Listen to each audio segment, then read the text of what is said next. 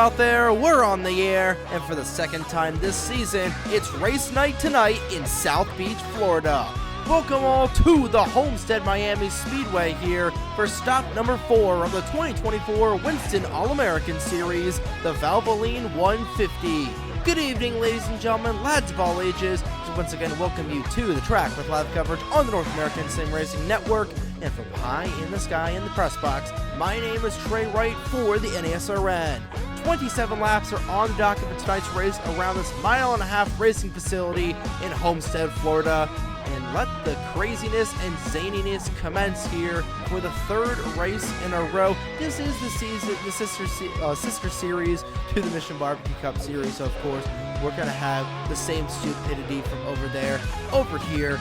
It's literally me. It is Trey Wright, myself, running an NR series. What else do you expect here besides sheer stupidity, sheer entertainment, the opposite of what motorsports is supposed to be? And speaking of that craziness, we've had a pretty wacky race at the Papyrus Motorsports Park, although that pretty much lived up to Papyrus' standards at that weird little 7-turn 3 3/4 mile racing facility up north.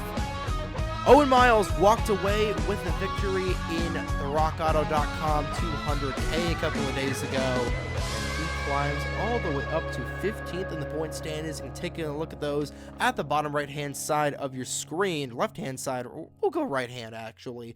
Roy Ribbleton, your new points leader, 50 points ahead of Jim Vincent left. Matthew Hubert had a great run at the Papyrus Motorsports Park. He's in third. Caleb Rose falls down to fourth after a rough start and being involved in a late accident in that. And Cole Sampson finds his way into fifth in the point standings. Remember, there is no chase, and we're already almost a third of the way through the season, so these drivers already having some issues, or some drivers, if they want to have a shot of winning this championship, come the final race at Daytona, it is now or never to get their rears in gear, especially at a wildcard track such as this. And we've got a slate of wildcard tracks coming up. The next 3 races: Homestead, Talladega in a couple of days, and after that, Oregon, a brand new track which we have no idea how it's going to run. And then sometime after that is Thornton, then the wildcard race, or the LCQ races at Levi Strauss, leading all the way to Daytona. We got Watkins Glen thrown in there somewhere. It is going to be one heck of a final stretch of this mini-series here in the early months of 2024. But that is then. This is now. Enough of me rambling. Let's focus on the present and go down trackside to fire the engines for the Valvoline 150. Drivers, start your engines. The engines roar to life on the pit lane here at Homestead-Miami. All 42 cars coming alive. Here to start off this race on the pole, Danny Fallington in the number 65 Visa Monte Carlo. Alongside him is Jana Fogelman in the number 3 of Mike's Car Lemonade Monte Carlo. The bow ties on the front row, and it's a Pontiac and a Ford in row 2 with Logan Alexander and Ryan Durrani. Logan Gilliam, 13, Ryan Durrani in the 12 car.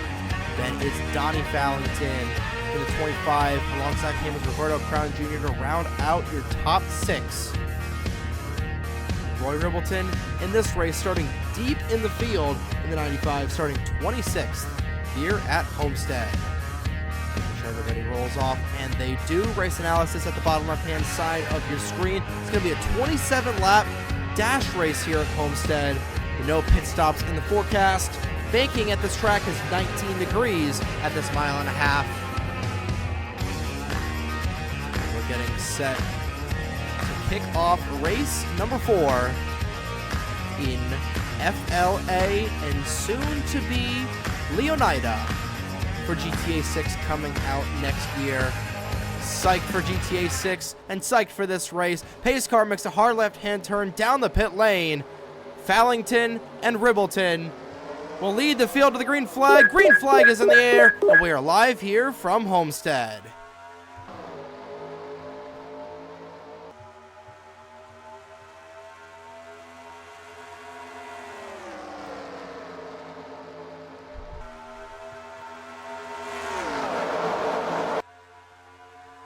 The sun glare off of turn number 2, looking like AT&T's stadium a couple of years ago. But Danny Fallington with a quick lead, and already they're 4 wide. Going down the front straightaway, some cars making some contact with the wall, but Fallington will lead lap 1. Excuse me, that was Jana Fogelman, not Ribbleton. They've got similar sounding names, and I don't know why I've been confusing them, but already have some cars that are up in the outside wall riding the lightning a little bit. Logan Alexander, your Michigan winner, looking to become the first multi-time winner. And we got 5 wide back in there. Is Nathan Stapleton trying to shoot the gap? I don't know if this is going to work, boys. Fogelman in the outside wall. And Caleb Rose goes down into the pavement there. That was Logan Williams. We got Shunton. Oh, Lucian Bianchi almost gets turned by Owen Miles. Already, they are getting really racy in the back of the pack. Now Bianchi trying to make it 4 wide again. Owen Miles nearly making it 5 abreast. Fogelman has fallen all the way back in the back. But these guys are rocketing around here. We're already on lap 4. But right now, what a start there for that 65 of Danny Fallington. Was in the mix to win the season opener at Michigan, and right now has a 10-car length lead over the rest of the field. I can't believe he's got this big of a lead already. But it might not be that way for long, especially if these guys continue to race like that. Logan Alexander gets shoved up the hill by Rich Roy in that 22 machine. How about Brad Stover? First time he's been in contention for a victory. Roberto Crown Jr. down to his inside. But these guys continue to fight side by side for second. That's continuing to allow that 65 to pull away. At the stripe. 21. Got there by he gained 0.2 of a second. So now as their single file, they're going to catch up to the 65, but they were 4 wide off the corner as Stapleton will bomb it to the inside. He will move up and make it 5 wide again as the 18 of Will Parrish moves down low. As Peter Rashwalski will hit the outside wall. They're 3 wide behind them. Meanwhile, it's a 3-car breakaway for the race lead, but we're going to focus in on this hornet's nest up front as somebody knocked down the outside wall. I believe it was a 38 of Rashwalski. There's still 4 wide, banking on 5 wide. They are going to go 5 wide for a second. Holy Moses. Rich Roy will get into the fence. I don't think I've ever seen a field keep it 4 wide like this for this long. It just shows how insane the racing can be here at Homestead-Miami, where we're not even focusing on the leaders, which it's a really good battle for this race lead, but they're going to wreck any second. As Parrish will go up the hill, he'll hit the outside wall, and now they've filed it back down to 3 wide, which I never thought I would say. But Homestead is an entirely different animal. Meanwhile, back up at the front, it's Fallington who has led all 9 laps so far, and we are already a third of the way through this race. Fastest lap so far belonging to the 30 machine of Samat Ozkin. Right now, it's Fallington, Stover, and Ribbleton, your top 3. Got a second lead over Nathan Orman, who rides 4th. And with the insanity we saw on the start, as Roberto Crown Jr. will bomb it down to the inside of Stover side by side for P2. They've begun to file it down. Down to 3 wide, and everybody starting to calm down just a little bit.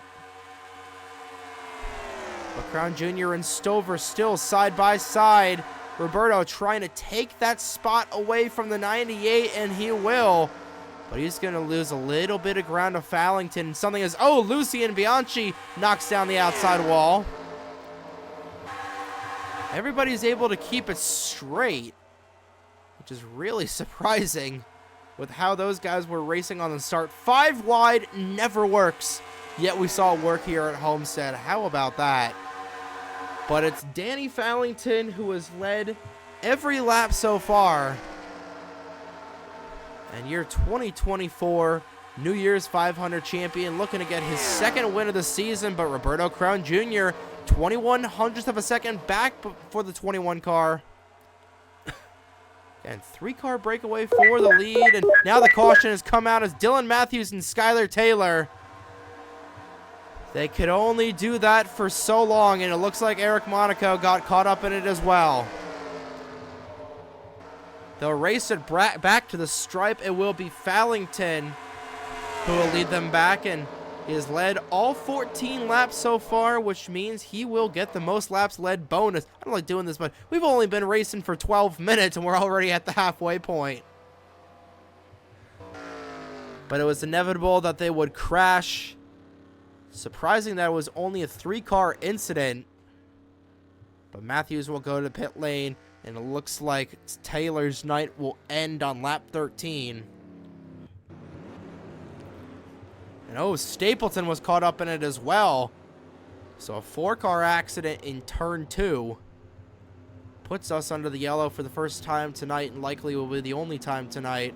Probably going to get this race restarted with less than 10 laps to go already. Like I said at the top of the show, this is a dash race, only being 27 laps around Homestead. But Danny Fallington leads the way. Let's see what happened to bring out the first caution of the night here at the Homestead-Miami Speedway in the Valvoline 150. So they were just about to go 4 wide again before Dylan Matthews right rears Skylar Taylor, and hard on the outside wall goes Taylor, Matthews, Stapleton, and Monaco. Peter Griffin on that car is going to be doing the holding his knee. Miraculously, only 4 cars were involved in this incident. That happened towards the middle of the field, because Monaco was running 16th at the time, so that was at the front half of the field. Everybody checking up as Riley Sampson bottoms out in the corner. But surprisingly, only 4 cars were involved in that accident. But it looks like Skylar Taylor will be the only casualty from that accident, so it looks like we'll have 41 cars rejoining the race on the track. But we'll take another look at this accident in real time to get you back to the racing action here in the Valvoline 150. Following with Skylar Taylor once again, just gets right reared in the outside wall. And I don't know how nobody else tagged that 44 car, or 34, as they slid down the track. But that had the potential to be big, but thankfully for everybody else, it was not. But Danny Fallington led them back to the start-finish line, and he will most likely be your leader when the field goes back to the green flag action here at Homestead. Yes, this is a live shot, and this is always why I say most likely, because it's never certain. Danny Fallington with an engine issue, something going wrong under the hood of the 65, and that car just grenaded down the back straightaway. Roberto Crown Jr., he was just not really saving gas, but just going down to the inside there. But Danny Fallington, the dominant car of the race this far, is done here tonight. So Roberto Crown Jr., we'll see if they give the one to go this time by. They should. And they have, so we'll just stick with a live shot for now. So it'll be Roberto Crown Jr. who inherits the race lead. We'll see what it was. It was ultimately a header that took out the Who's-He What's-It. It was another header issue for the 65. So it was a header for the 34, and it was a header for the 65. I don't believe Skylar Taylor, I believe that 34 car is either a Pontiac or a Dodge. I don't believe it's a Chevrolet. I don't think it's related. But anyway, Roberto Crown Jr., now your race leader, going to get this race restarted with 10 laps to go. And this changes the entire complexion of this race, because Crown Jr. and Stover have been back-to-back all night long until Crown Jr. passed Stover about 4 laps before the yellow came out. But your top 10 coming back through the Reese's Restart Zone are Crown Jr., Stover, Nathan Orman, Kasumi Takashi, Matthew Hubert, John Andrews, Caleb Rose, the 82 of Tristan Rashwelski, and the 96 of Alex Sandoval. But Crown Jr. and Stover getting ready to duke it out with 10 laps to go. Green flag back in the air. Both Stover and Crown Jr. getting a good jump. We'll see who makes the first move, as Hubert will move down to the inside of Takashi. Stover right on the back bumper of that 21. And here comes Orman moving down to the inside of Stover. Orman will bomb it down to the inside. That causes Stover to get out of the gas. That's exactly what that 21 machine wants to see out of his rear view mirror. 9 to go this time by, and they're back already to 3 wide. Orman down to the inside. Can Stover get the run off the top as Hubert? Oh, he's nearly going to hook the 88 through turn 2. And that would have absolutely cleaned out half the field. But a great save out of Nathan Orman, and he will go to second behind Roberto Crown Jr. Oh, Sandoval nearly got turned to the inside by Oskin. Meanwhile, they're 4 wide back in there. We can't count out another caution coming out. Trey Smith right in the middle. Then, oh no! Up on the outside wall goes Rogel Dorn. The caution somehow not out, as Rogel Dorn, now the caution will come out. Dorn and Brian Ferris literally flew into the screen. The yellow will come back out. And we'll probably get this race restarted with 3 laps to go. Crown Jr. will lead them back. I can't believe they didn't bring out the caution until they were both stopped in the racing surface. But my God, Rogel Dorn looking like Casey Kane out there. And turn 2, Calamity Corner once again. Make sure nobody comes down the pit road, although they shouldn't. I'll see if anybody else was not involved. It might have been just those 2. But nobody coming down, which they really shouldn't. But Crown Jr. with a good point stay. How about Matthew Hubert in the 9? Had a good point stay at Papyrus. And now, with Vincent left in the back of the field, Ribbleton is in 14th. I believe the way things running right now, Hubert should be the points leader coming out of tonight. Unless Ribbleton is in 14th, but he'll probably get a bad jump on the restart. But in the late stages of this one, let's see what happened to bring out the second caution of the night here at Homestead. A violent accident involving Rogel Dorn and Brian Ferris in turn 2. This was the battle for 30th, as you're going to see Cole Sampson punt Ferris in the left rear. And he'll chain react down to the 8 machine of Rogel Dorn. Right rears him into that safer barrier. And look at the airtime Dorn got. And he'll go into the catch fence. Surprised that he didn't go upside down, but the way he rode the wall, looking like a shot-for-shot remake of Casey Kane at Bristol back in the Nationwide Series about 15 years ago. And both of those cars immediately destroyed. But again, another accident. Well, this one was towards the back end of the field. This was the battle for 30th, but still an accident that has the potential to be catastrophic cars-wise. Only involves 3 cars and will only take out 2. But we'll take another look at this accident in real time, then get you back. Actually, we'll take 2 more looks at this. We'll do an onboard with Rogel Dorn or Brian Ferris. And then we'll get you back to the racing here at Homestead after a wild ride from the 8 of Rogel Dorn. We're on board with him in just a moment. We'll go on board with Brian Ferris here as he right rears the 8 of Rogel Dorn, and upside down, nearly upside down, goes the Cub Cadet Monte Carlo. Thankfully, he is able to teleport back to the pit lane before anybody can hit him. But Roberto Crown Jr. wins the race back to the stripe. Let's see what he, Nathan Orman, Matthew Hubert, and everybody else can do on the restart here in the late stages of the Valvoline 150. We're back here at Homestead-Miami, wrapping up our second caution of the night. It was only Dorn and Ferris who were taken out in that 3-car accident. 3 including Cole Sampson, who triggered it. But 4 cars out of the race, 38 cars remain on the racetrack, 37 of them are on the lead lap. But Dorn and Ferris will join the 65 of Danny Fallington and 34 of Skylar Taylor in the garage area. Dylan Matthews, the only car 1 lap down. We're going to get this race restarted with 3 laps to go.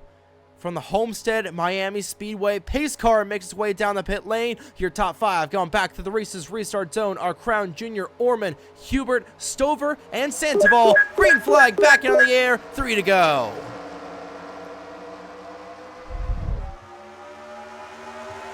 Hubert immediately moves down to the inside, and he's got tandem help from Stover. That'll leave Orman out to dry. He will not win tonight. Now Hubert now down to the inside of Crown Jr. Remember, once they hit the stripe, this race will be official. 3 wide for the race lead as Stover dives down to the inside. Stover, will he get it at the line? Popsicle 6 in the air, 2 laps to go. This race is official, ladies and gentlemen. Now 4 wide as Sandoval makes a move. 4 abreast for the race lead at Homestead. There's still 4 wide. Sandoval trying to bomb it into the inside. Now it's between him and Stover. Here comes Smith now. As there's about 10 cars all fighting for this race lead. White flag in the air. One more time around Homestead. Bradley Ream now to the inside as they make it 3 wide. Owen Miles in the 99. 4 wide once again for the race lead. It's going to be a drag race down the front straightaway. Miles, Ream, down the back. Miles might have the edge. John Andrews in the 55 might have something to say. Down the front straightaway, side by side at the line. Owen Miles goes back to back with the last lap pass at Homestead.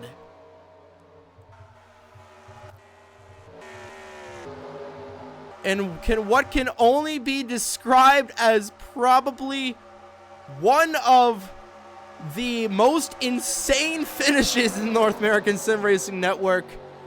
At the end of the day, it is Owen Miles beating out everybody with the Oklahoma Land Rush. Oh my God.